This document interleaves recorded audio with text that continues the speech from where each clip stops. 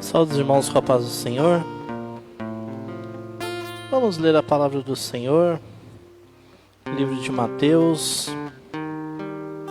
capítulo de número 4.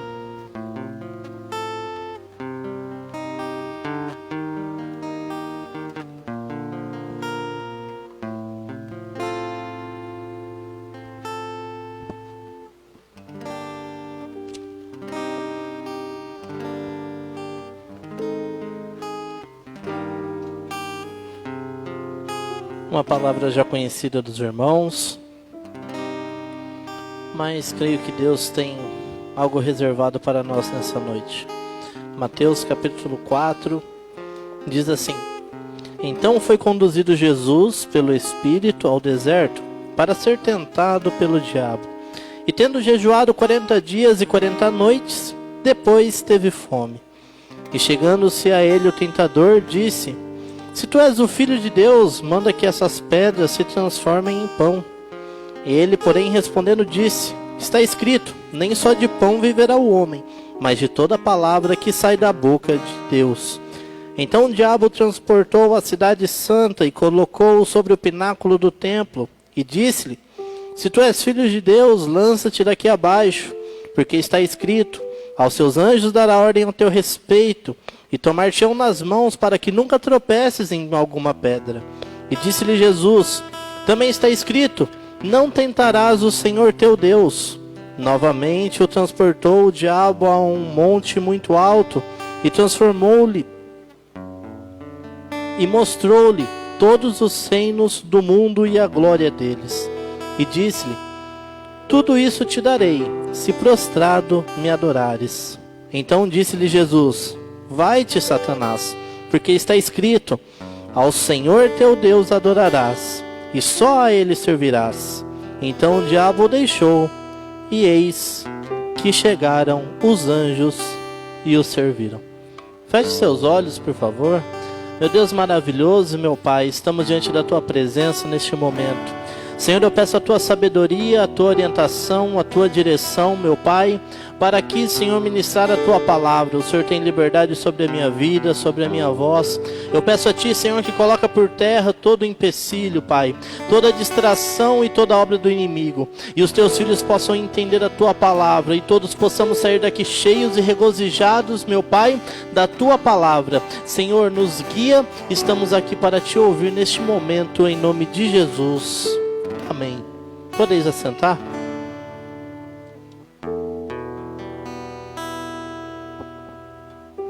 Meus irmãos, uma palavra conhecida, creio que todos os irmãos já ouviram, ou mesmo alguns já estiveram ministrando essa palavra.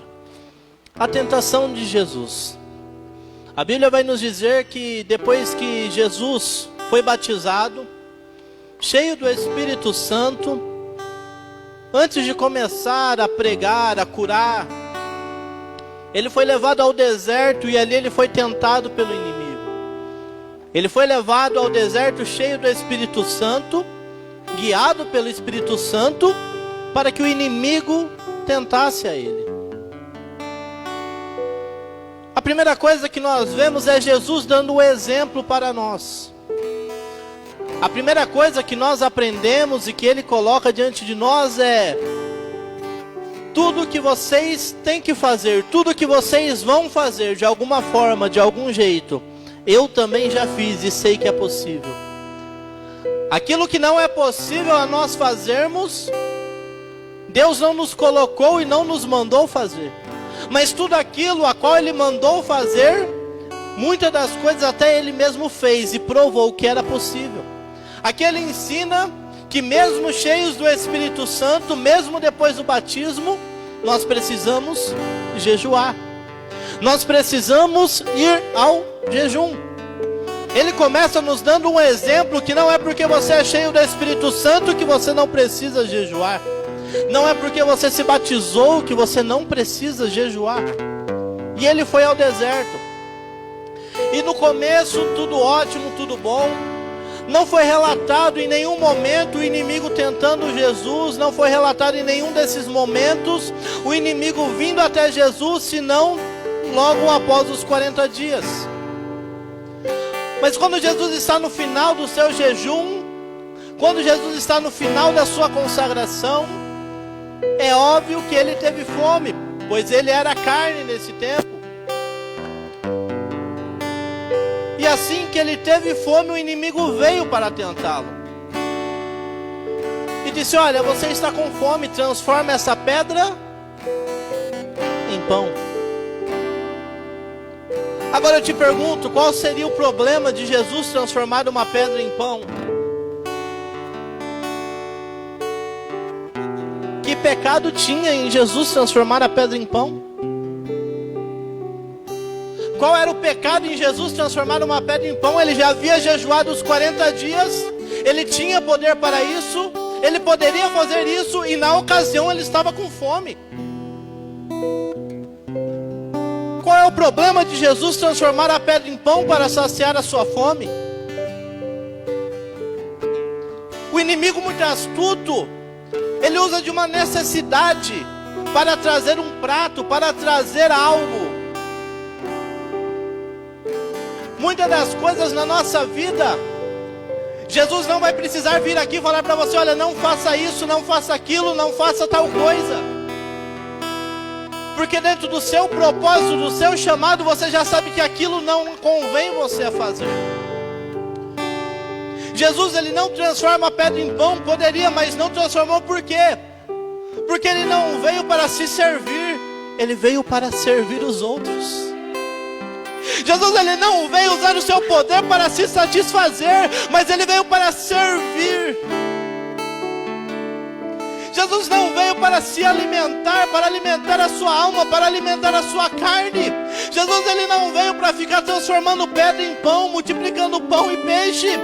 Ele vai dizer lá em João: olha, os nossos pais comeram o maná que descia dos céus e pereceram, porém eu sou o pão vivo descido dos céus. Aleluia! Melhor do que comer o pão, melhor do que tornar o pão e encher o seu bucho, ele veio para servir e se transformar no pão da vida, para trazer a vida àquele que come o pão. Aleluia! O inimigo se aproveitando de uma necessidade para trazer a tentação, mas Jesus, dentro do seu propósito, entende que aquilo não era para ele.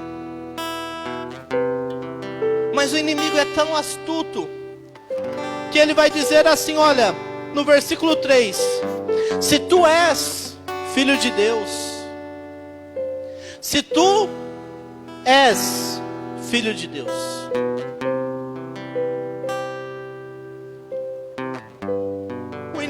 querendo colocar no coração de Jesus a dúvida, desafiando a Jesus pelo que ele era, querendo induzir Jesus ao erro, com uma proposta de um desafio. Ele não disse: se você tiver poder, se ele poderia dizer: olha, você tem poder, transforme. Mas ele quis que Jesus, através de um desafio, fizesse o que ele queria. Se tu és. Ele estava colocando uma dúvida: olha, não estou afirmando que você é, eu estou dizendo, olha, se você for. O inimigo está tentando lançar um desafio e criar uma dúvida no coração de Jesus. Se tu realmente é o Filho de Deus. Só que peraí, capítulo 4, Jesus está no deserto sendo tentado, e o inimigo diz: se tu és. Mas no capítulo 3, um capítulo atrás, Jesus está sendo batizado, e no meio do batismo de Jesus, os céus se abrem, o Espírito Santo em forma corpórea de uma pomba passa pelo lugar, e uma voz brada lá do céu dizendo: este é o meu filho amado, em quem eu me comprazo. Jesus tinha sido batizado, Deus tinha dito: olha, você é o meu filho amado. E um capítulo depois o inimigo vinha dizendo: se tu realmente for o Filho de Deus. Está entendendo? Um capítulo atrás Jesus disse: você é. Um capítulo depois o inimigo diz: se você for.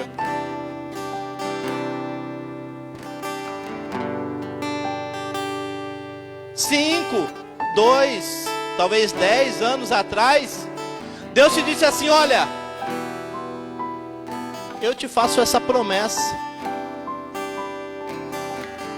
A tua família vai vir para a igreja. Você vai ser um cantor. Você vai ser um pregador. Olha, eu vou visitar a tua casa. Ei, eu vou entrar com providência no seu emprego. Olha, eu estou entrando com providência na situação. Mas o tempo passa e o inimigo vem. Será que Deus vai realmente fazer isso? Será que Deus realmente falou? Será que Deus realmente usou fulano ou ciclano? Antes de tentar Jesus, o inimigo colocou a dúvida no coração de Jesus. Porque se na dúvida de Jesus, se a dúvida entrasse no coração de Jesus, diante da tentação, ele naquele momento esqueceria o seu propósito e obedeceria o inimigo. O inimigo vai tentar plantar no seu coração a dúvida, para que através da dúvida você aceite as propostas dele. Ele vai tentar colocar a dúvida no seu coração, para que no meio da sua dúvida gere a fraqueza para você fazer o que ele quer. Porque quando você coloca a dúvida no seu coração, você deixou de crer. E quando você deixa de crer, de acreditar, de ter a fé, você perde o compromisso, pois você não crê mais que vai acontecer. E quando você deixa de crer, de acreditar, de confiar, você não vive segundo a promessa. Porque você não vai mais caminhar com a certeza de que irá acontecer, mas você já vai começar, vai ter um plano B. Existe uma outra saída, é por um outro jeito, é de um outro meio, não adianta, vou largar a mão, é de outra forma. Porque a dúvida entrou no seu coração. E aí você esquece do teu propósito. E o inimigo, a primeira coisa, fez isso. Olha, vou colocar a dúvida se tu realmente és o Filho de Deus. E depois, olha, transforma essa pedra em pão. Mas Jesus não deixou no seu coração entrar a dúvida. E aí ele não se desviou do seu propósito. Ele poderia muito bem ter aceitado, mas disse não. O meu propósito, ele é maior. Nem só de pão vive o homem, mas de toda a palavra de Deus. Ele estava dizendo, olha, a minha carne talvez necessite do pão, mas é a palavra de Deus o meu propósito. Então eu não posso transformar isso em pão agora. Se Jesus transforma a pedra em pão, seria maravilhoso. Só que aí, quem sabe, lá na frente ele não se tornaria o pão da vida, pois deu ouvidos à voz do inimigo. Jesus preferiu fazer o quê? Servir as pessoas do que se servir. Ele diz, olha, eu não vim para me servir, eu vim para servir. Eu vim para fazer a vontade do meu Pai que está nos céus.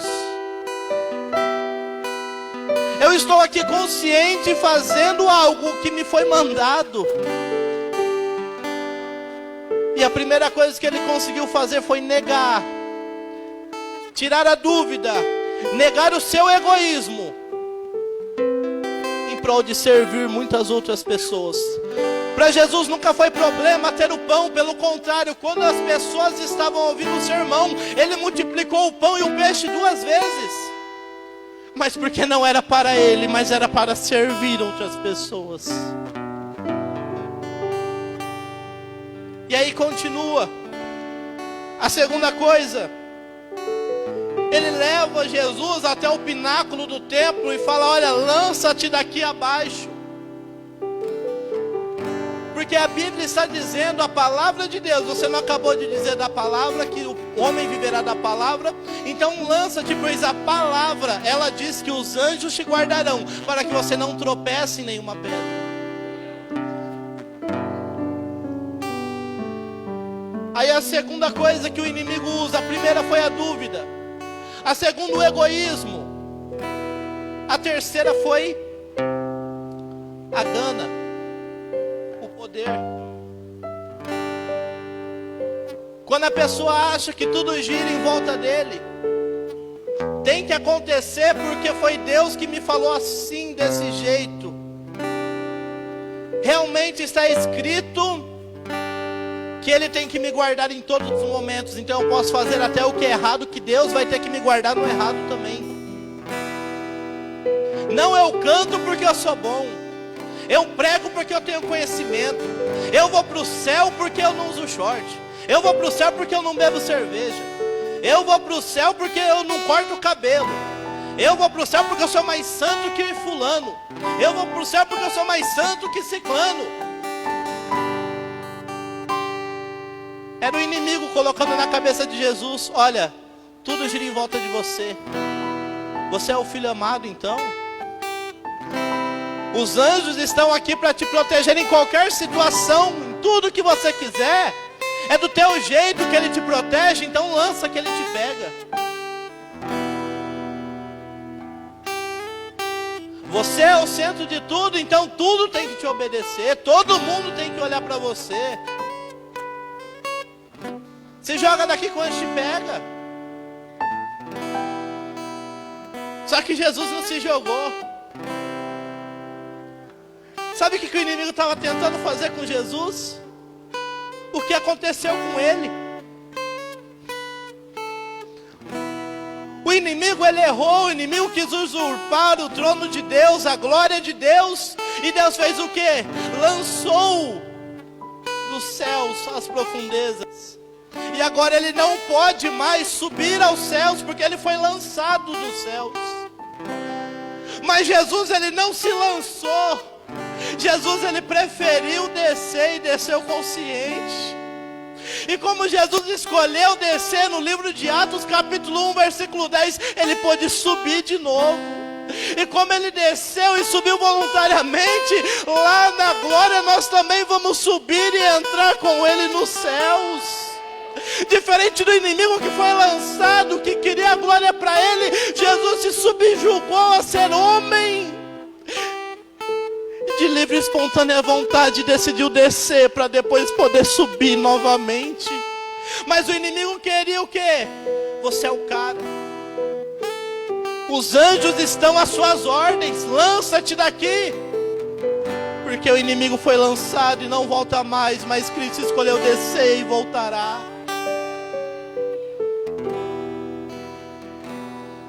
Mas ele tenta colocar a gana, o poder na mão do homem. Olha, Jesus, tem pessoas que estão às suas ordens, tem anjos que estão às suas ordens.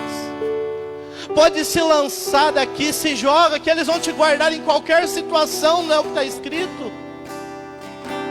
Mas Jesus mais uma vez não caiu na tentação do inimigo.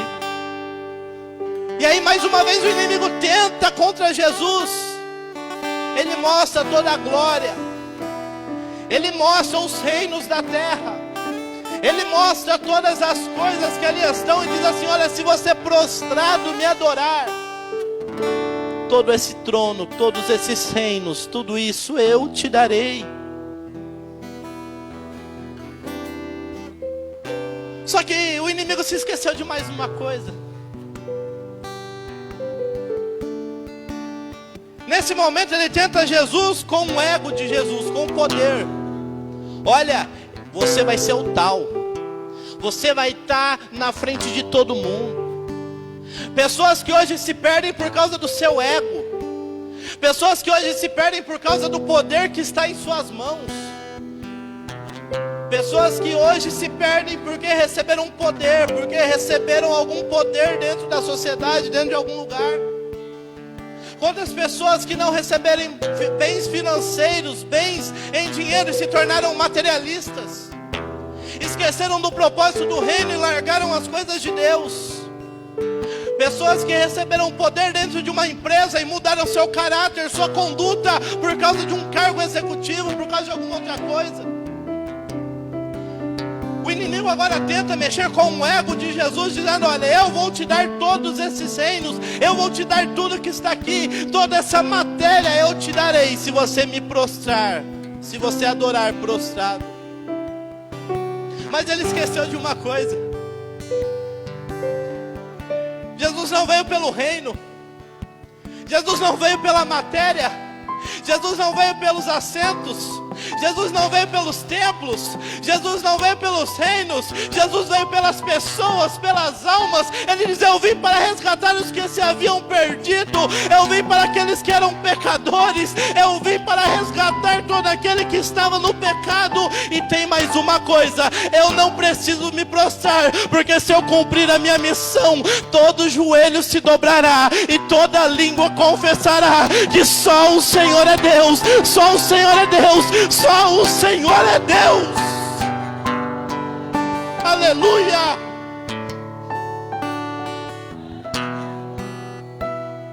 O egoísmo pessoal não venceu Jesus. A dúvida não venceu Jesus.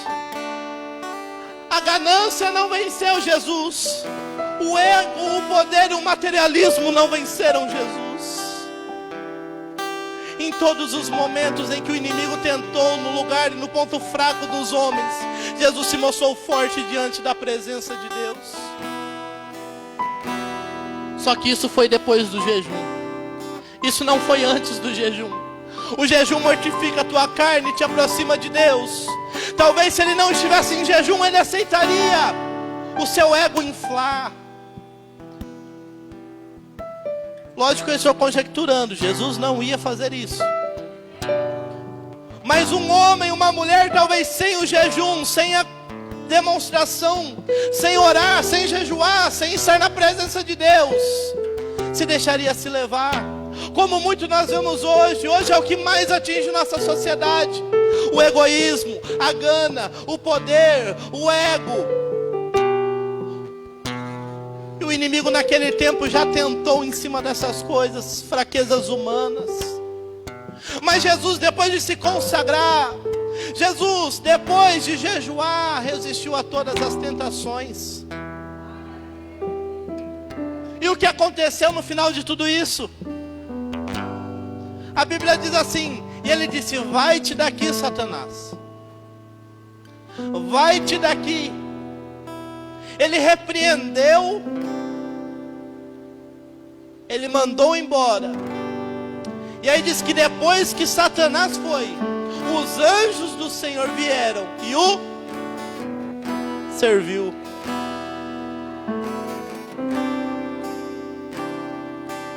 Você está achando que Deus te deixa na mão? Você está achando que Deus te deixa à mercê do inimigo? Você acha que Deus te deixa faltar alguma coisa?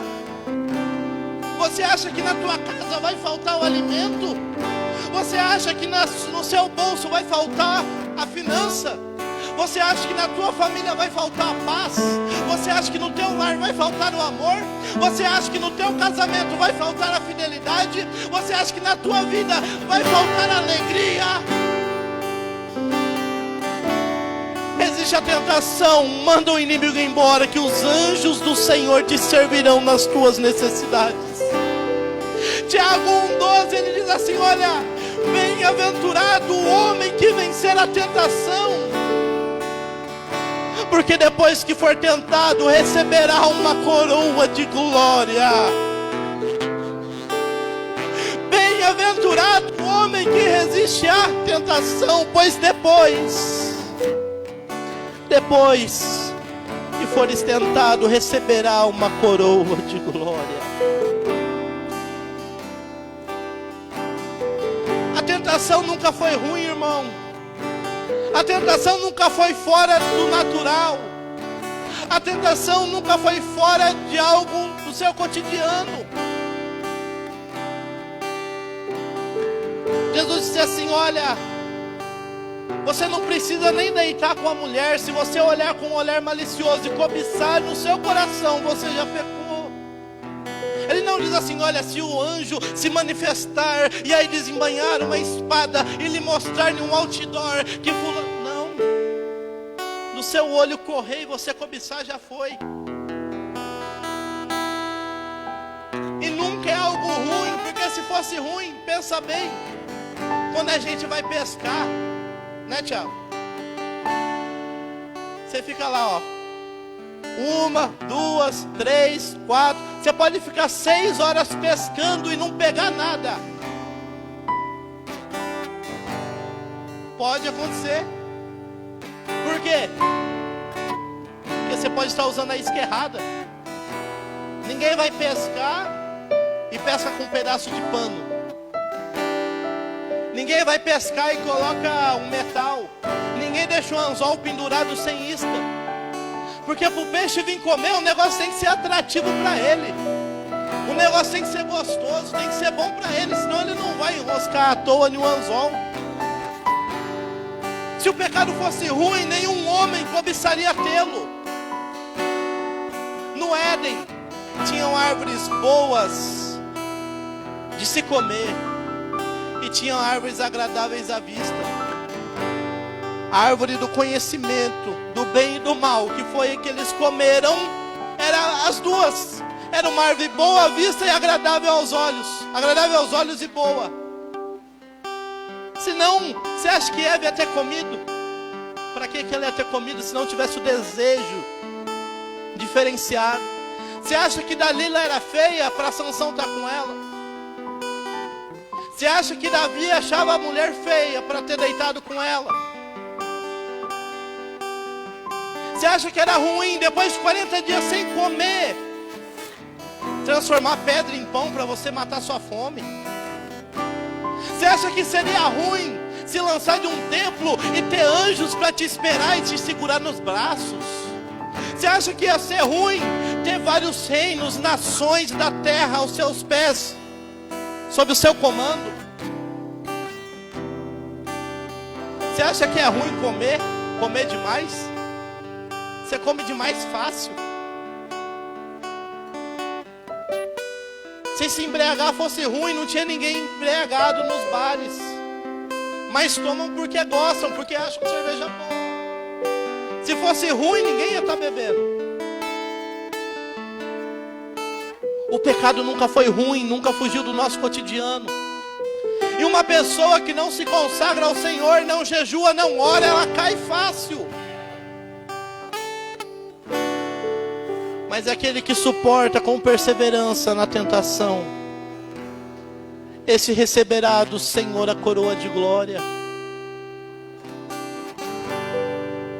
Jesus diz assim: olha, sujeitai-vos, pois, a Deus, resisti ao diabo e ele,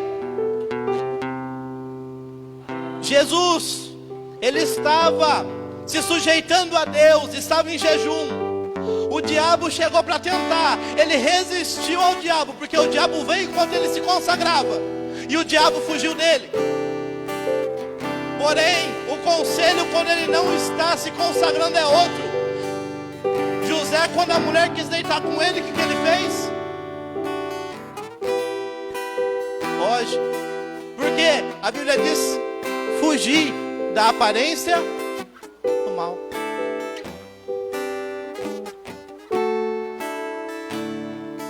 Você resiste quando o inimigo vem e você está com forças para resistir a ele. Mas quando você está fraco, sem forças, não vai resistir, que não vai dar certo. Aí o conselho é: escapa-te pela tua vida. Aparta-te. Jesus, ele venceu. E ele disse que nele também venceríamos. A dúvida no nosso coração produz fraqueza. O egoísmo, o egocentrismo, a gana, o querer o poder, isso pode destruir um homem, pode destruir uma mulher. Mas quando você se mantém, se prevalece firme no dia da adversidade, o Senhor também o recompensará. Ele diz o que em Apocalipse 22:12? Eis que venho sem demora, e o meu galardão está comigo para dar a cada um segundo a sua obra. O galardão é de Jesus, mas ele vai recompensar a cada um de nós segundo a sua obra. Nesse momento, naquele dia, qual é a nossa obra? Jesus nos ensina e nos dá o exemplo. Jesus nos ensina e nos mostra como vencer. Jesus nos dá o poder, a autoridade, a força. Só que Ele não te obriga a fazer isso.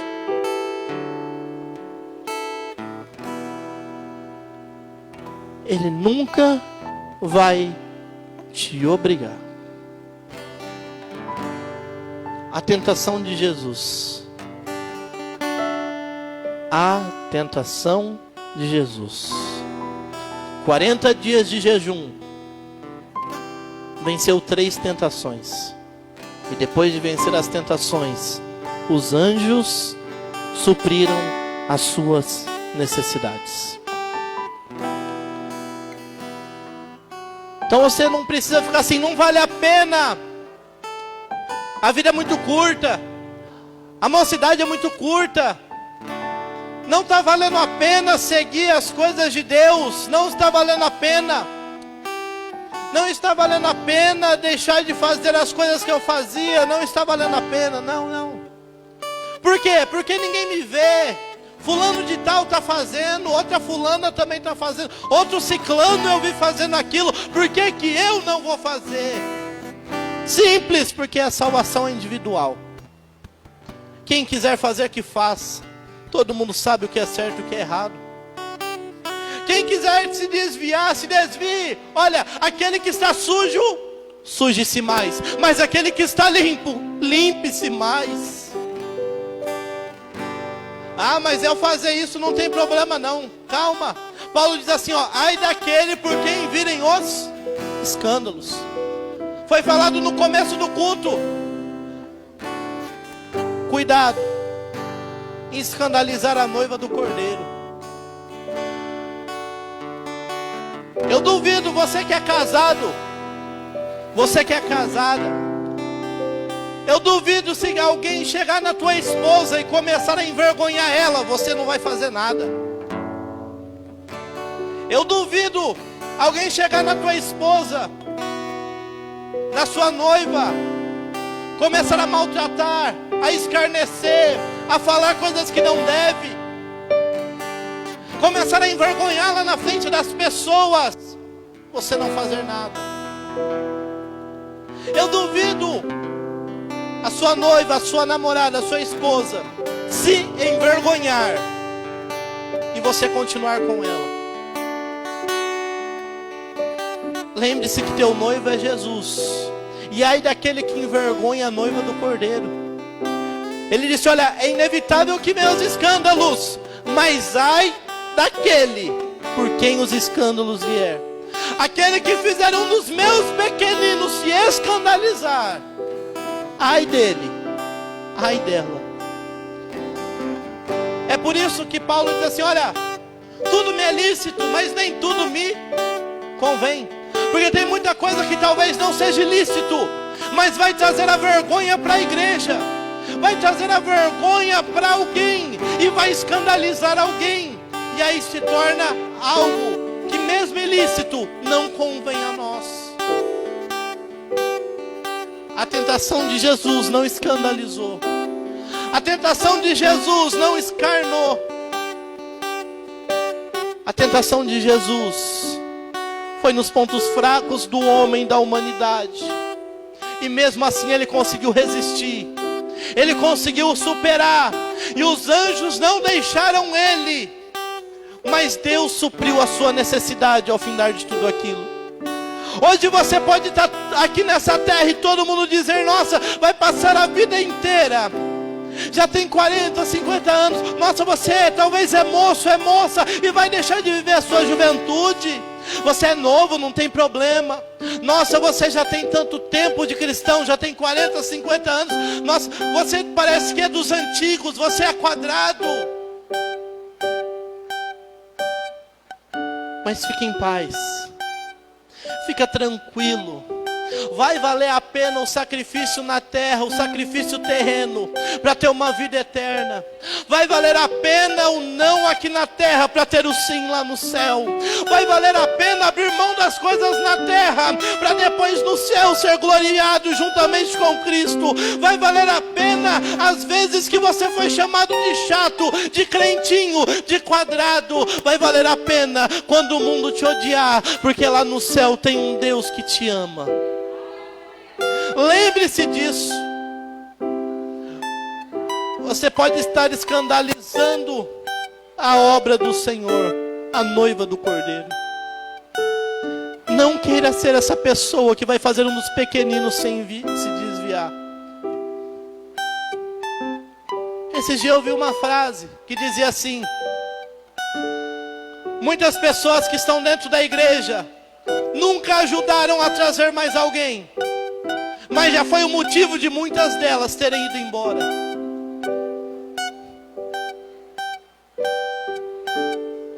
Vença a tentação e não deixe que o inimigo coloque na sua vida nenhum desses males. A dúvida, o egoísmo, o egocentrismo, a gana, a ganância, o poder. Que Deus te honrará. Você não precisa fazer o que o mundo faz para Deus te honrar. Você não precisa ser igual ao mundo para Deus te honrar. Você não precisa fazer o que o inimigo diz para ter. Jesus não transformou pedra em pão, mas foi o pão da vida. Jesus não se lançou, mas hoje tem livre acesso nos céus e terra. Jesus não precisou se prostrar ao inimigo, mas continua tendo todo o joelho dobrado diante de si, e o nome dele continua sendo adorado. No final de tudo isso, Deus tem uma recompensa para a sua alma. Essa é a palavra que Deus colocou ao meu coração. Jesus também foi homem, Jesus também foi tentado, mas debaixo da consagração, debaixo da humilhação, ele venceu a tentação e foi coroado por o Pai.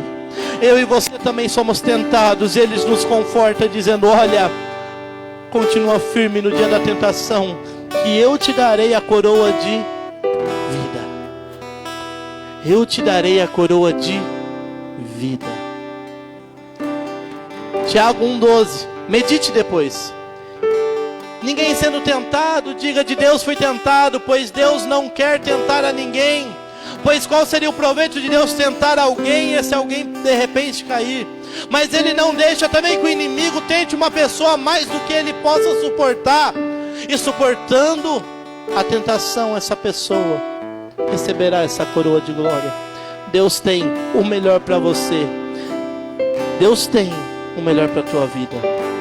Talvez a facilidade, a rapidez do que Cristo teria com o inimigo seria muito bom, mas não se comparava ao sofrimento do propósito cumprido e à glória do que ainda havia de ser manifestado para ele. Então, em nome do Senhor Jesus Cristo, vale a pena, vale a pena. Não se escandalize, não seja um motivo de escândalo. Suporta tudo com perseverança, suporta a tentação, pois Deus tem o livramento e supre as suas necessidades depois que você suporta com perseverança tudo isso. Satanás foi e os anjos serviram Jesus. E do mesmo jeito, Deus também supre as suas necessidades. Que Deus te abençoe, que Deus te guarde, em nome de Jesus.